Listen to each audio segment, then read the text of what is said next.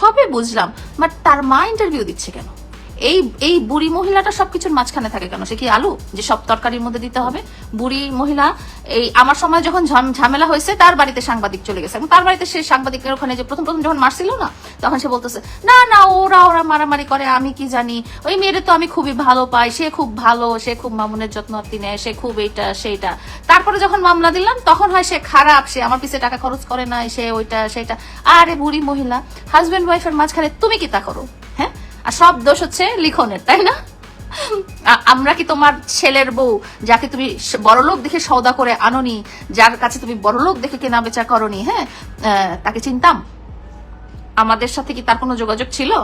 তাহলে সবকিছুর মাঝখানে লিখন কেন হবে? তোমরাই আসছো, তোমরাই সব সময় আসছো, তোমরা ফায়দা নিছো, তোমরা চলে গেছো। আবার সাংবাদিক গ্রামে চলে গেছে, তার গ্রামের বাড়িতে চলে গেছে। চিন্তা করা যায় সে কত বড় সেলিব্রিটি? হ্যাঁ, কত বড় সেলিব্রিটির মা, তার ইন্টারভিউ নেওয়ার জন্য সাংবাদিকরা শরীয়তপুরের একটা চরে চলে গেছে যে তার মায়ের ইন্টারভিউ নেওয়ার জন্য।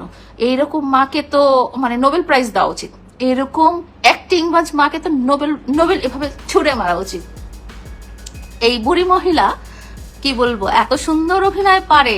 হ্যাঁ, বিয়ের সময় আমার বউ প্রিন্স ডায়না আবার কি, আমার বউ প্রিন্স ডায়না, আমার বউ অতি সুন্দরী, আমার বউ দিনে 60,000 টাকা কামায়, তোরা কোন বান্দির পুত? আর 4 বছর খায়া দেয়, চেহারা বানায়। হ্যাঁ, আগে তো ছিল ওই যে রাস্তার টোকায়, ওই যে আমার বাসায় আসতো, আমি বলি মহিলা আমার বাসায় যখন আসতো তখন কি করতো, ওই বাজারের যে ব্যাগগুলো আছে না, চালের বস্তার ব্যাগ, ওই চালের বস্তার ব্যাগে করে জামা কাপড় নিয়ে আসতো, মানে একটা ওড়না, একটা জামা, এরকম পানের বাটা, এগুলো ওই চালের যে চটের বস্তা করে সে ট্রাভেল করতো। চিন্তা করা যায় কোন ধরনের মানুষ চালের চটের বস্তা করে ট্রাভেল করে। মানে ফকিরেরও মনে হয় একটা হ্যান্ডব্যাগ আছে। হ্যাঁ, আমাদের বাসায় যে কাজের লোক আছে না, হ্যাঁ, কাজের লোক ড্রাইভার, তাদেরও হ্যান্ডব্যাগ আছে, তারাও সুন্দর হ্যান্ডব্যাগ, ট্রলি ব্যাগ ক্যারি করে বাড়িতে যায় আর আসে। আর এই মহিলা আমার বাসায় আসতে হচ্ছে চালের চটের বস্তায় করে, তার একটা ওড়না, একটা বোরখা, একটা এখন যে তুই হিজাব গুলো পরে, শাড়িগুলো পরে ইন্টারভিউ দিস, কেটা কিনে দিছে?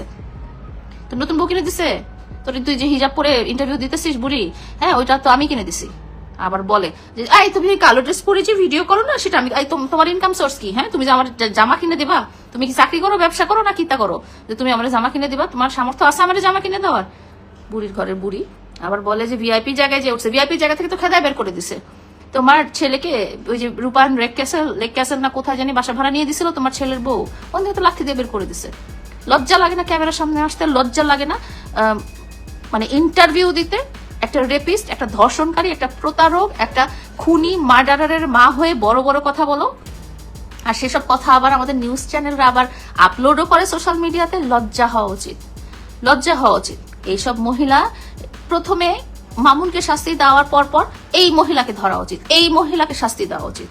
এই মহিলা যত নষ্টের মূল। এই মহিলার অতিরিক্ত লোভ, অতিরিক্ত মানে তার যে ওই যে গ্রামের মধ্যে কুটনা যে মানুষজন থাকে না, যে পলিটিক্স করে, গ্রামের পলিটিক্স করে, সেই সব পলিটিক্স এই মহিলা খাটায় আমাদের কাছে।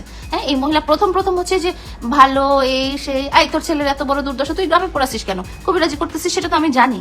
গ্রামের তান্ত্রিক মান্ত্রিক দিয়ে সে পানি পড়া করতেছে তার বউকে, সে ওই যে তাবিজ করতেছে তার বউকে, যেন বউ তাদের এগেনস্টে আর কিছু না বলে। হ্যাঁ, না হলে মামুন ঢাকায় আর সে গ্রামে যে বসে আছে, এটা তো মানাই যায় না। এই শয়তান মহিলা মানে এই যে একে তো বললাম না যে রত্নগর্ভা পুরস্কারটা বাংলাদেশ থেকে দেওয়া উচিত, আর নোবেল পুরস্কারটা ওইখান থেকে দেওয়া উচিত। রত্নগর্ভা পুরস্কার দেওয়া উচিত মানে এই মহিলা ওই যে বললাম না 200 টাকা নিয়ে 100 টাকা নিয়ে মেয়েদেরকে তার ছেলের বেডরুমে ঢুকাই দিত। হ্যাঁ, নিজে কিন্তু বাইরে বসে আছে, মেয়েদেরকে তার ছেলে বেডরুমে ঢুকাই দিয়ে নিজে বাইরে বসে আছে। তারপরে এইসব মেয়েরা যখন আসে তাদেরকে আবার ভাত খাইতে দেয় শাক দিয়া। হ্যাঁ, কত বড় মিথ্যাবাদী, নির্লজ্জ, চোখের পাতা নাই আর, লজ্জাহীন মহিলা একটা।